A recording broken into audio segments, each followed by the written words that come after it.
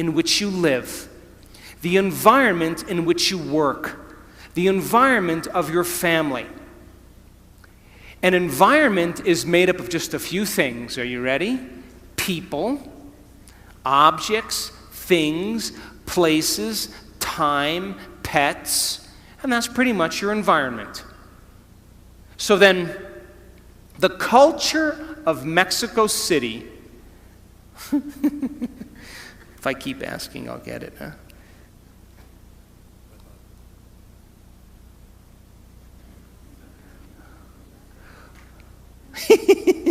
No red button.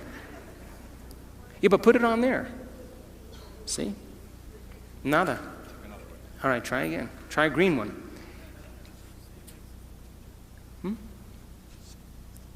Okay, we're doing good. So the culture of Mexico City is defined by the environment.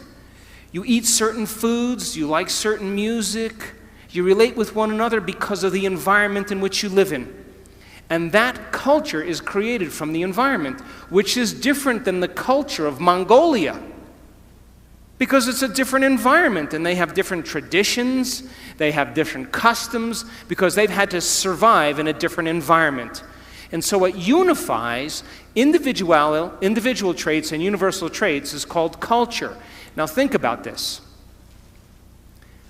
Most cultures are defined by the customs they have, the traditions, the language, their survival skills, their habits, their attitudes, their beliefs, their history, their arts, their social structures that have unified them as an individual culture.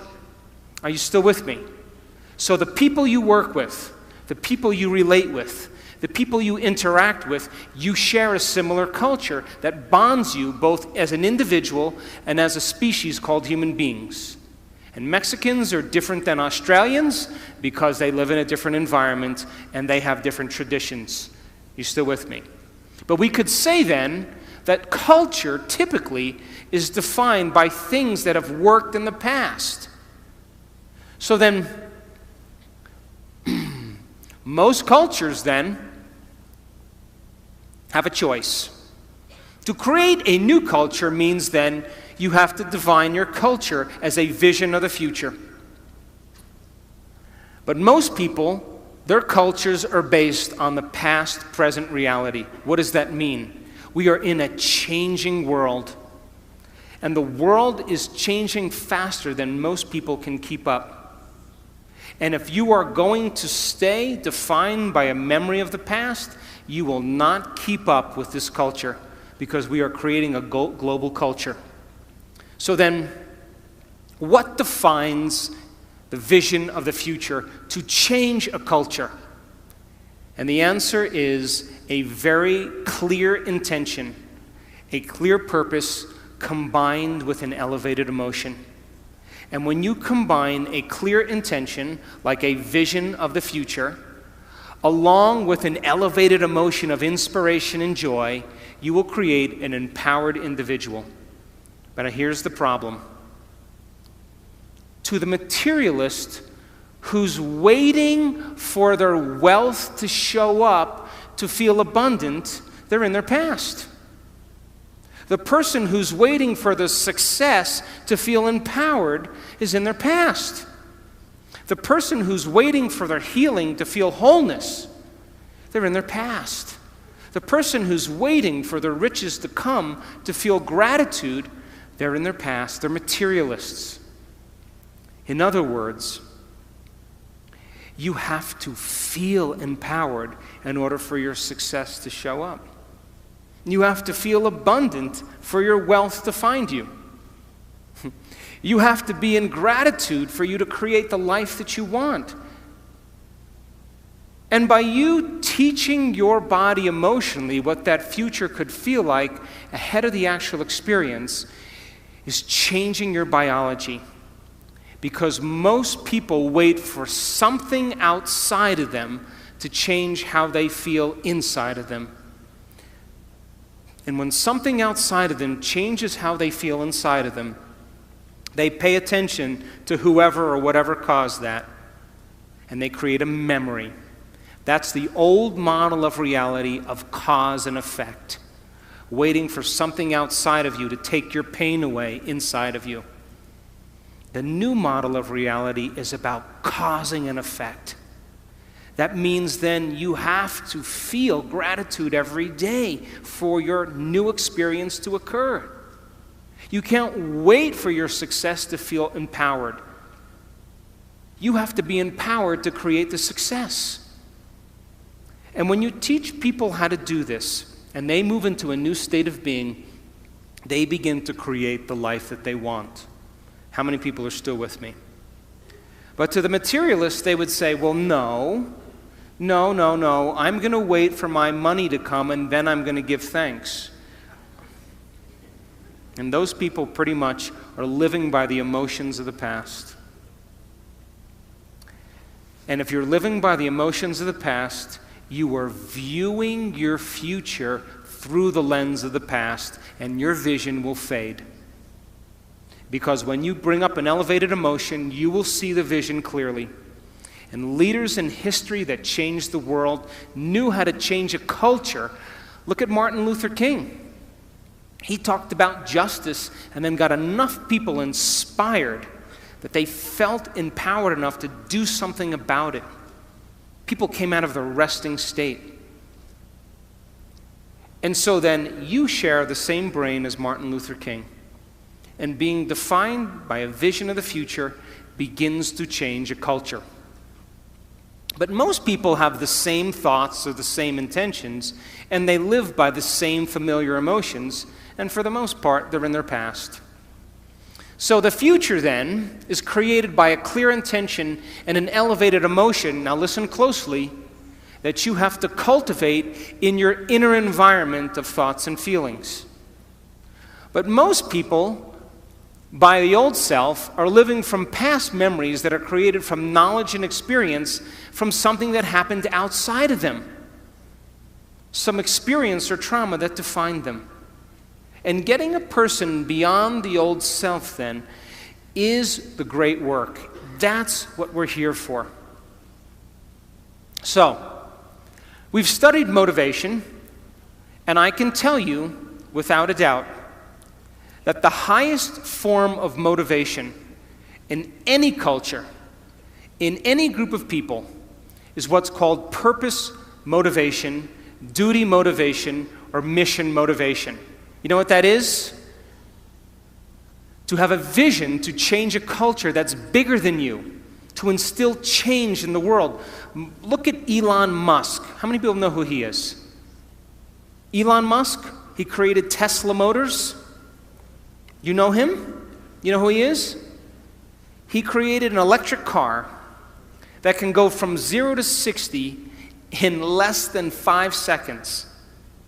And before him, electric cars were like golf carts that crawled along the road. And he said, I'm going to do this. I don't know how I'm going to do it, but I have a vision. And I'm going to get the best engineers in the world. And instead of creating a new product and selling it to a corporation, I'm going to get a group of people to share the same vision as me. I'm going to change the world by changing our reliance on oil. And I am going to make a difference in the world, and I am going to make a lot of money. Why not? And so people said, no, that's not possible. And he held on to that vision. And now Motor Trend magazine never rated a car close to 100. They rated the Tesla car 103. It's the best car on the road. And it relies on no gas at all. That's a vision of the future. High motivators are some people who have a vision bigger than them that are going to change the world and make a difference in a culture. That's the highest form of motivation. Right underneath purpose motivation or duty motivation is what's called personal conviction motivation. We call these people self-starters. This is entrepreneurial motivation. This is when you say, I'm going to do this because I said I was going to do it. Still a high form of motivation, but not the highest form. But what we know, that people who have purpose motivation naturally are personally convicted. Their personal conviction is in alignment with their purpose because they have a reason to get up every day.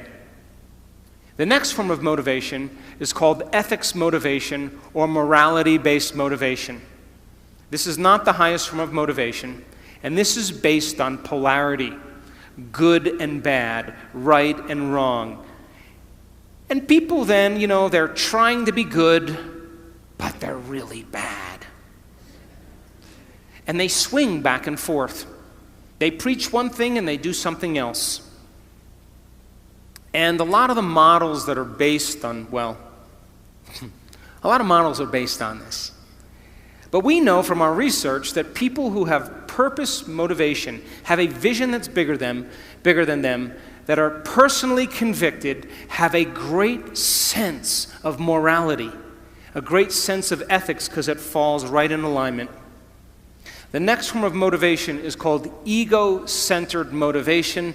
This is for acclaim and recognition and importance.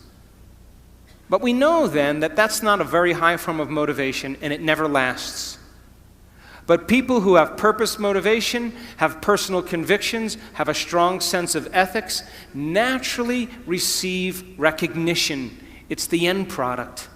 Now look at the lowest form of motivation. What does that say? Money motivation. People who are money motivated, you will spot them out in a crowd because they are selfish in their endeavors. They will take care of themselves first before they take care of others. It's the lowest form of motivation, but our research shows if you have a vision that's bigger than you, that's to change something, where you contribute to the whole, you have strong personal conviction, a strong sense of ethics, already receiving recognition and don't even need it, the money always comes. It's the natural flow. And we call that, in our work, affluence. You know what the word affluence means?